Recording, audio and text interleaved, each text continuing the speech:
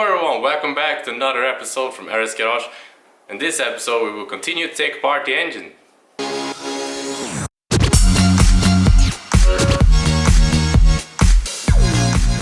Yes, and here's where we left off last time. This time we will take off the intake manifold and the top cover and the fuel pump. And if we have time we will take off the head. To begin with, we need to take off these nuts in here. I don't know if you can see, it's quite dark, but we need to remove all of those and all of those here. One there, one there, one there. And it's pretty straightforward, so this is something that anyone could tackle at home. So if you want to do this yourself, you just take it easy, take one nut at a time, and to make sure that you don't break anything or something. So we will go ahead and continue.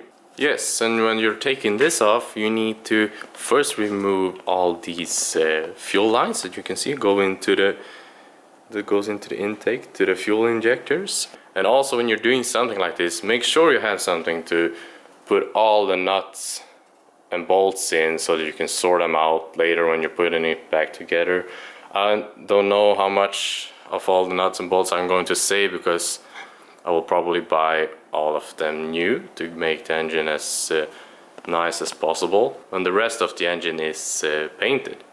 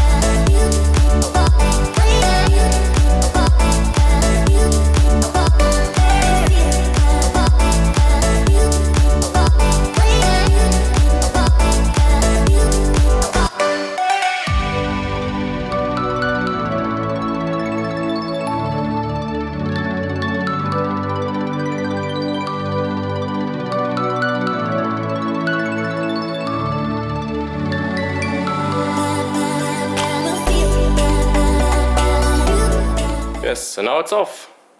As you can see, it's not always so straightforward when you're taking apart an old engine like this, because a lot of things doesn't want to come off as they should, because usually you could, I thought that I could just take off the fuel lines and then easily just remove the intake and then the pipes, but no. The BMW engine had other things in mind. I needed to work around it because a lot of things were stuck as hell, so I needed to remove them separately and in a different way that I thought that I could. Well, in a different way that it's supposed to go off, but we did manage to do it. Yes, and now we are going to continue with the Kugel Fisher and the starter motor over there and try to get this off. This is very stuck. We'll see. Try not to break that one because I do not have a spare, and we'll get all of these smaller minor details off and remove the front cover here and the top of the bolts is.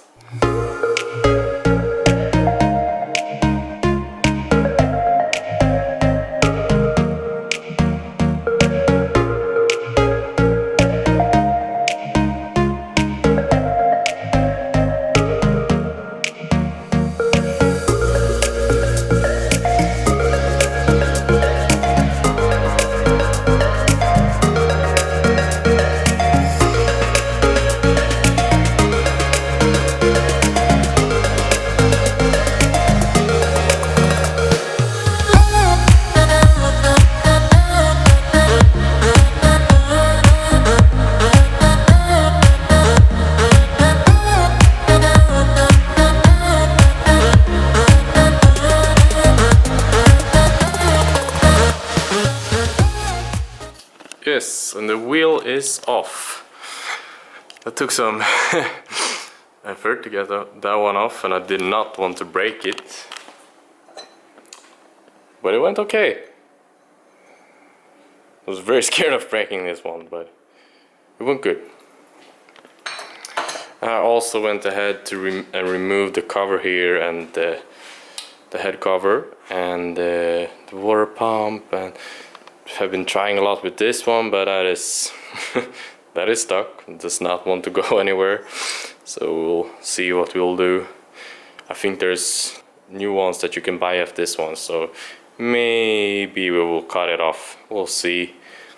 And now we will continue to remove fuel pump, and we can access these two bolts here. So, and then we will go ahead and remove the head. And now I'm going to, and in my case, I'm going to disassemble the engine completely. So I'm not bothering with checking that the engine is in complete zero, that one aligns and that one aligns. But if I have just been taking the head off and nothing more, I would have done that. But now I'm not, so I'm just gonna be taking it off, and we will see. And it's these bolts here, pretty straightforward. I will remove this and then just continue to take all these bolts off, and yeah, we'll see if the top wants to come off.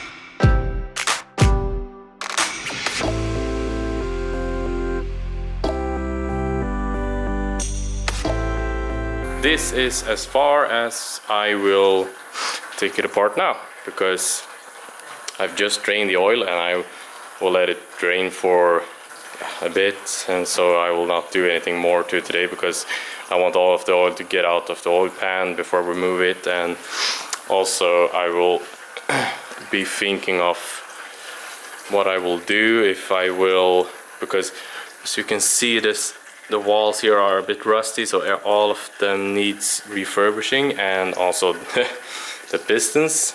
But I don't know if I will do that myself or if I will give it to a company that will do it for me. So I will best is to leave it like this and continue working on the car. But I think it's in good shape. This engine has good potential, and dash of paint and it will look like new. Here is the head, and as you can see, if you look under it, all the valves needs taking out and refurbishing, and I think we will make the combustion chamber bigger so that it will have a lower compression before turbocharger on the car. That will be because when you want the turbo, the lower compression the better it is. So, And I think we're going to refurbish the intakes. I don't know if we're going to make them bigger or just make them nice again. Here are all the other parts laid out for you. But as you can see inside the valve cover, there's no, yeah, if the engine would have been in bad shape, we would have had a lot of nasty materials caught up in here, but it's clean and it's beautiful, so that is a good sign. Yes, we have reached the end of this episode. Next time we will start fabrication on the car and doing some lighter body work, and maybe we have figured out what we're going to do with the front, if you're gonna do a separate front or keep it as original. So join me then. Thank you guys so much for watching. I see you next time.